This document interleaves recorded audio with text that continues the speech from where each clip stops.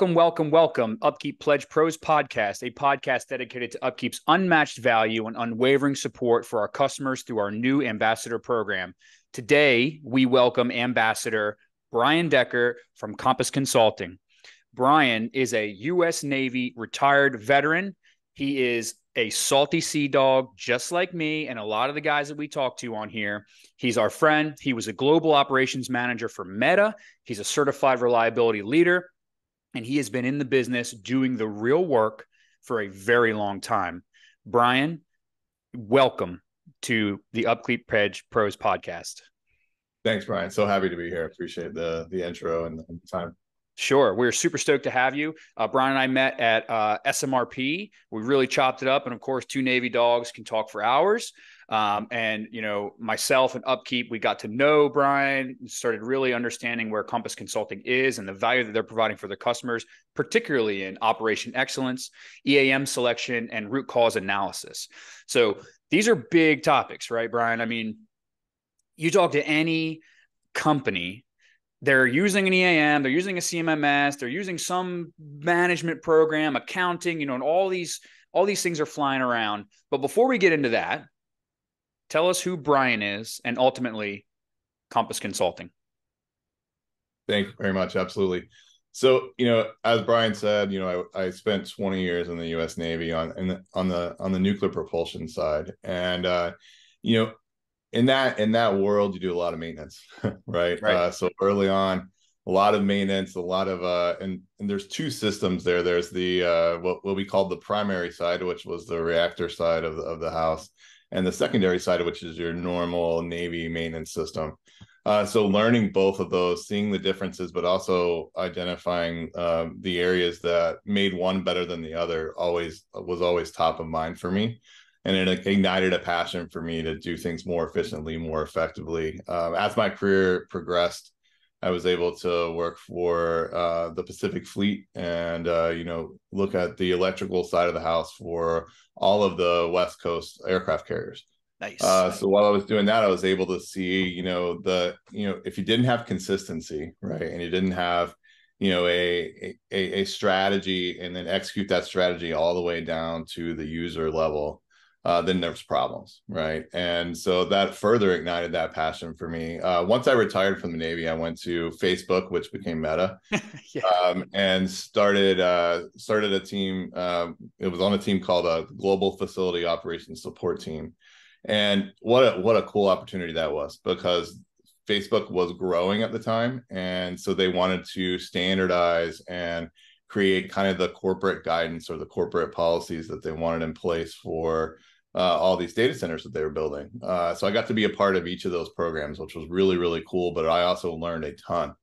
And it you know, kind of went back to my Navy days where, hey, you know, providing a strategy that provided consistency, efficiency, and effective operations all the way down to the end user is so important. And so, you know, after being a Meta for several years, we decided, you know, hey, why not take this, you know, value that we've learned. I partnered with industry experts from across all industries, and we got in a room and just kind of brainstormed, like, you know, hey, what are the commonalities between, you know, the data center environment and the Navy environment that I had experience in, but with also oil and gas and manufacturing and healthcare and all these other industries. And what we found is that, you know, there's some core principles that apply to all of them. There's obviously some nuances there, but the core principles are really the same. And so we decided that we were going to start our company and focus on several areas that we felt form that foundation, right?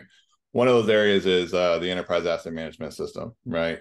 You know, having your asset data in line, having processes that allow consistent onboarding of your assets, and utilizing that EAM system was hugely important. And the folks that we saw that weren't doing that well, you know, had further down the line issues that we knew that we could help solve. Another area is root cause analysis. Being a Navy nuke, root cause analysis it was always huge for us. Anytime mandatory. Oh, for sure. And so, you know, I kind of had a ton of experience there from the Navy, but applying that over in the data center world is a different animal. And so I really enjoyed that work of creating those programs and kind of seeing, how they landed. And I've been able to do that a few times across a couple of industries. And I can tell you that's, if you don't have a way to identify where things went wrong down to the root and how to prevent those from happening long term, then you're just kind of throwing money. Right. And so, being able to utilize, both the foundational things for the EAM and root cause analysis, we've been able to save our clients a lot of time, a lot of money, and, better use of their resources. Operations excellence is always a funny thing, right? So we have, my business partner, Sean, he's a master black belt. We talk about these things all the time. I was going to plug him if you didn't. Yeah. No, yeah, Sean is my business partner. Just He's a rock star. one of the most incredible people I've ever worked with. He just has such a handle on reliability and lean principles and processes, and so Sean and I, we geek out about all these things. But on operations excellence, those are the tertiary things around the EAM and the areas we've talked about, where how are you training your folks? That's right. How are you utilizing your data to work for you and allow you to get better every single day? So having a mindset of continuous improvement and making data-driven decisions. And so, we built that into our model that we bring to our clients, because, it's so important once you lay that foundation, how are we always going this direction, right? How do we get better every single day? And we feel like we have a pretty good model to enable any facility to do that. Right. And what's really, really cool with Compass Consulting is you not only lay the fundamental groundwork for these work processes, for this excellence, for the things that make the business tick, from the financial, the EAM, the CMMS, all these things that are big, and they all have to work together. And then the people have to be in alignment with the way these things work. There has to be structure. There has to be all these processes, right? But you are able to help, like you said, these customers make data-driven decisions, but then you're also there to help them interpret the data, right? To ensure that the data that they are getting, they are able to leverage correctly and used correctly. And that's immensely valuable. So when we talk about, let's start on EAM, right? What would you say when I'm sure we're talking, Oracles, SAPs, all these these are monsters, right? And they have different buckets and arms of all these different things: financial, asset management, maintenance, all these things.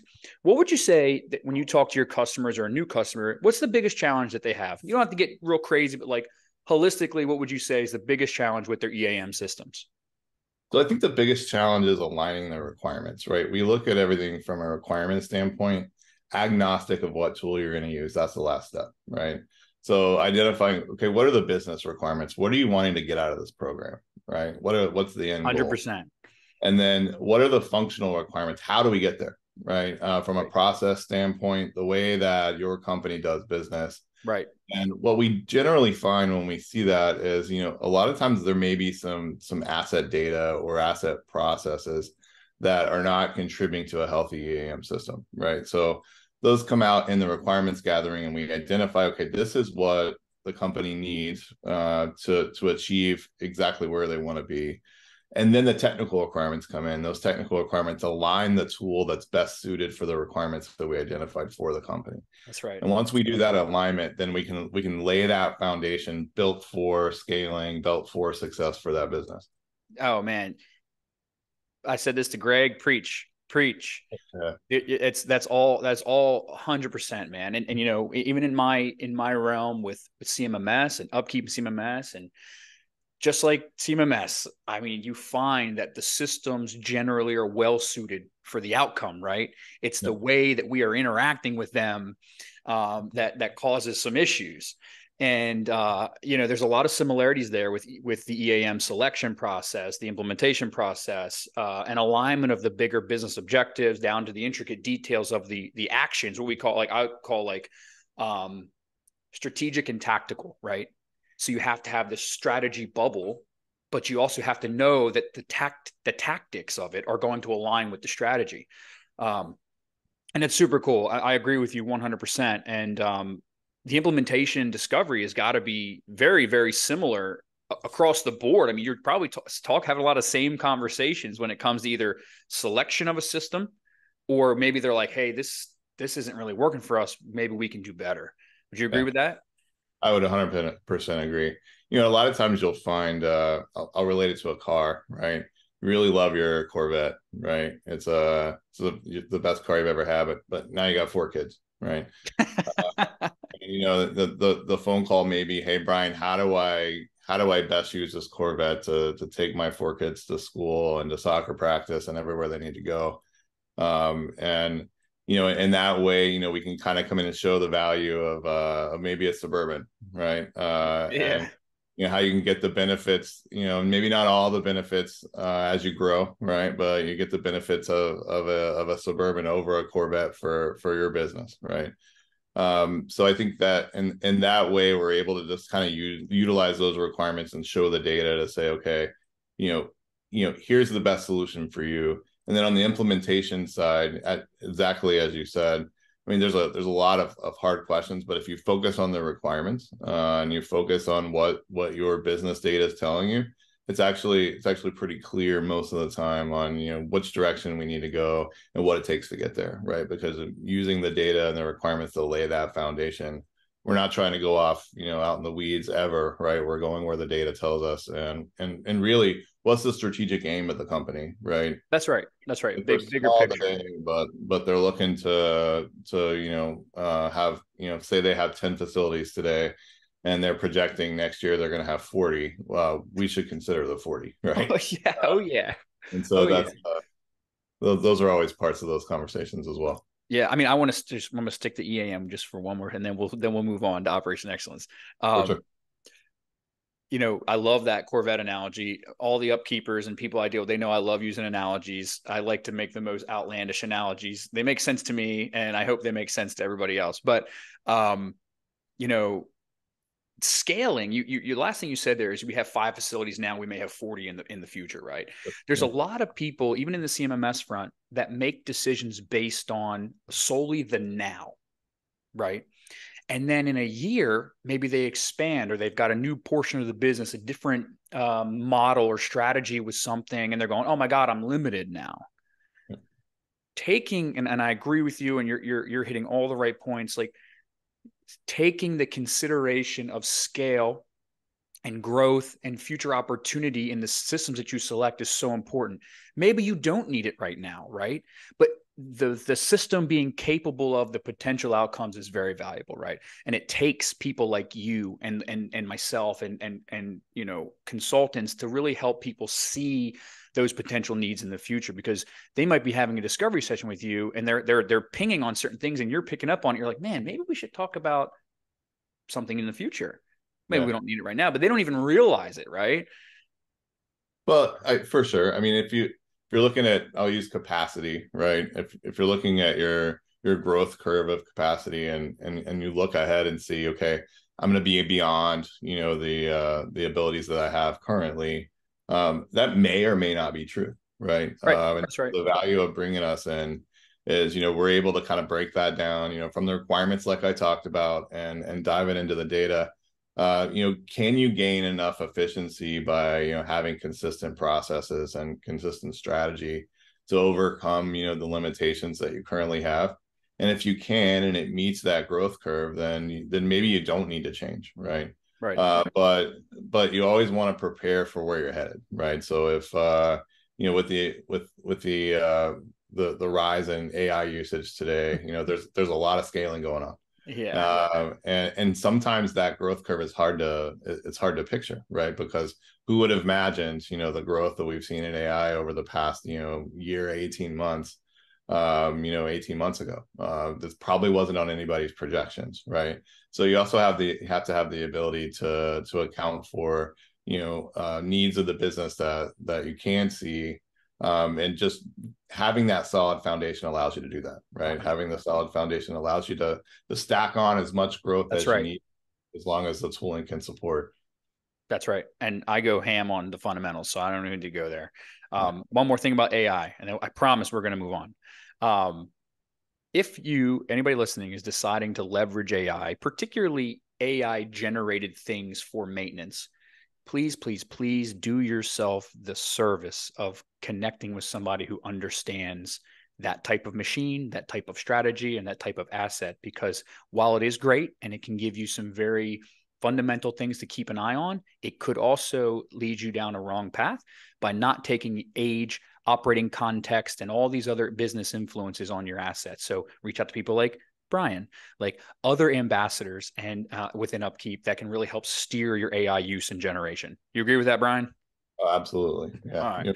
Yep. That seems to be a common thread. I get talking to people and they're like, oh, I made an AI generated checklist, but it's like, it doesn't seem like it's really hitting on all the things that was failing. It's like, that's because it's not, right? Anyway, all right, moving on.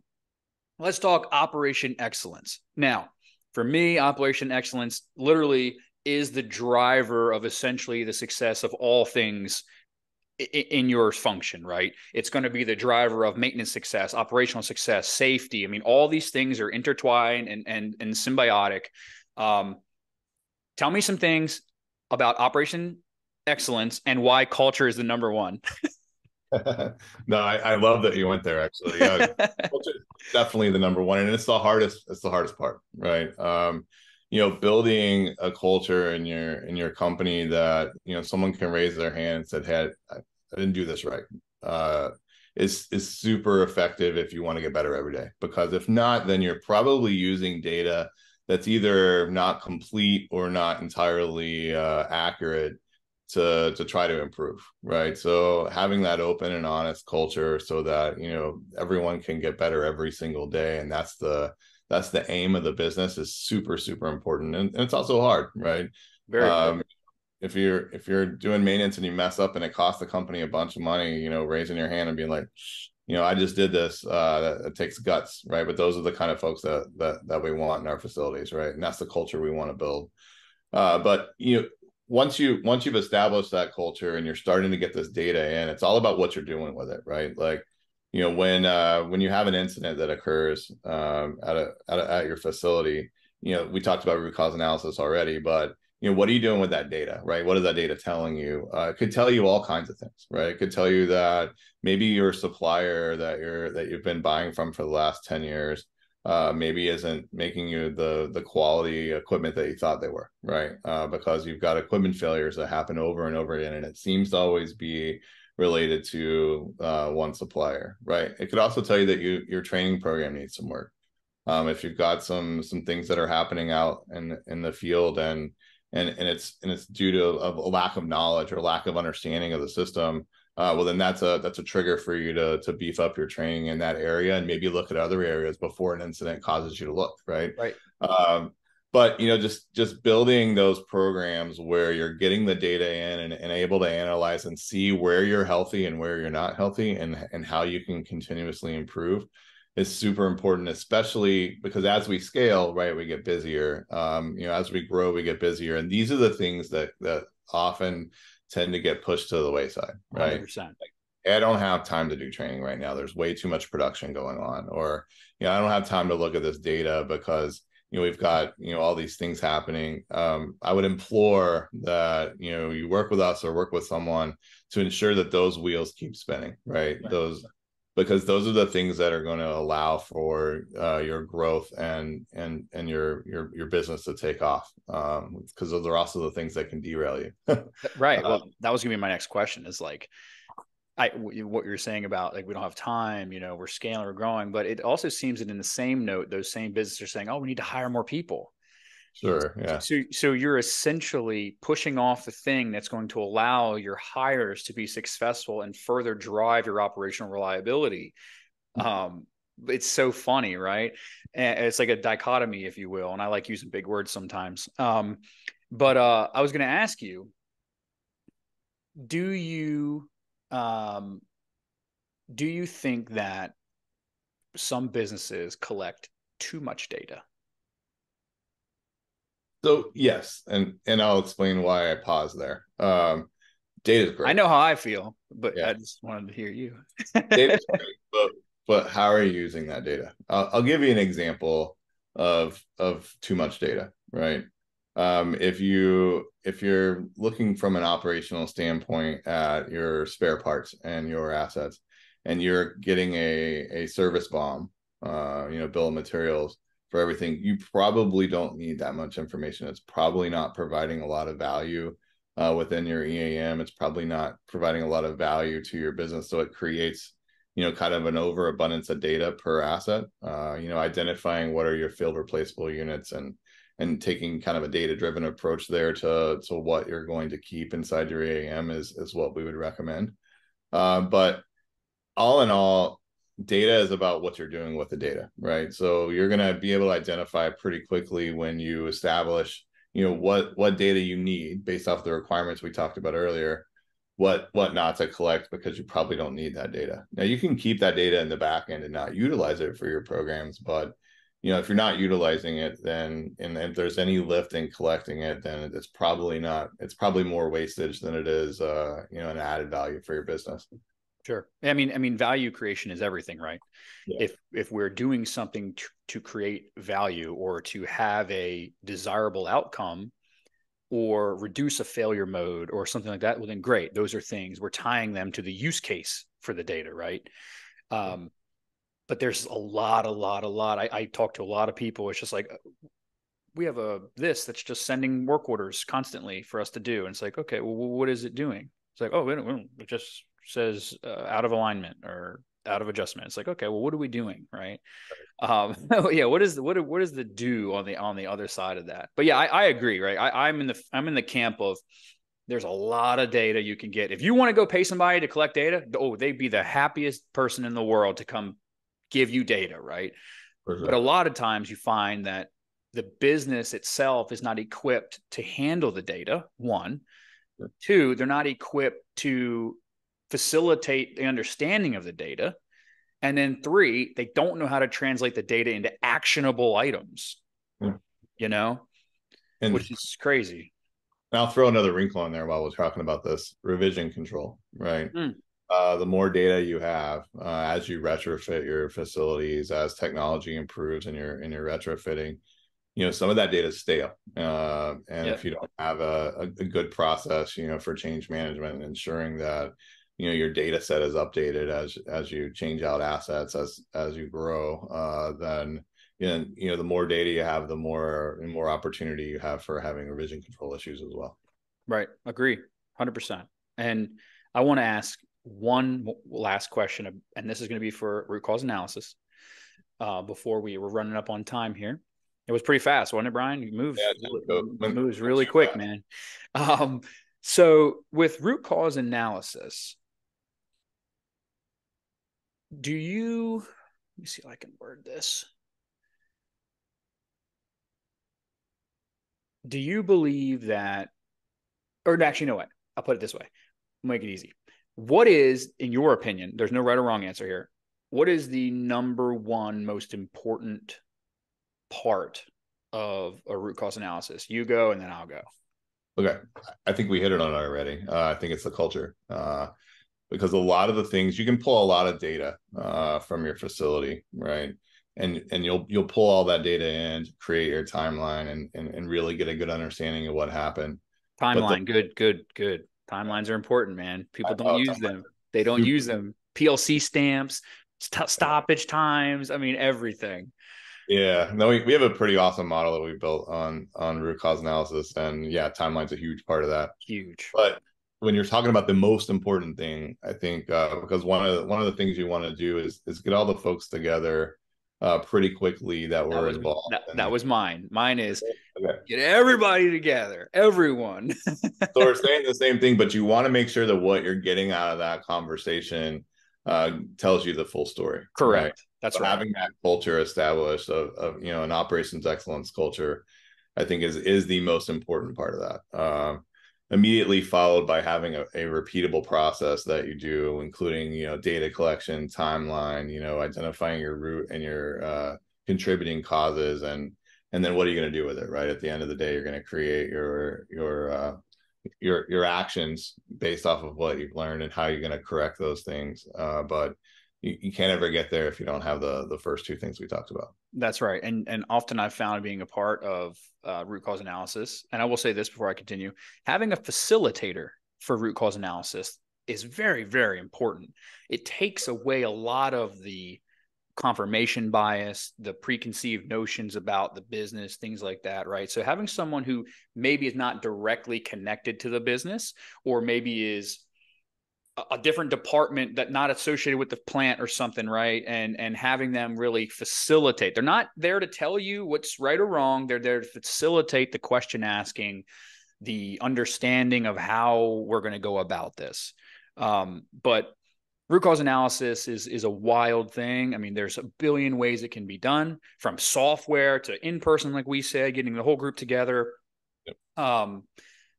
Yeah, it's immense. It's in my opinion, using failure mode and effects analysis in the design phase of an asset can help with your root cause analysis on the operational context, further down the life cycle end, because you've done a lot of pre-work to understand failure modes. And then your root cause analysis could be that much easier by understanding it from the jump, right? Do you agree with that? Oh, I 100% agree. And I think, we talked about getting everyone together, but I think you learn things you would never learn in another setting, right? That will help you prevent another problem. You may be talking to your team, about a completely unrelated problem, and then you hear, hey, by the way, there's a dead spot for the radios over in this corner of yeah, exactly. You couldn't call this in, right? Or you're looking at the maintenance records related to it, and you're like, we may have a problem, with our maintenance records, because we see, many of these things were accomplished at the same time, and that doesn't line up, right? So, in my career, I've seen that happen more often than not, that you learn so much more than just what the root cause was and go after that.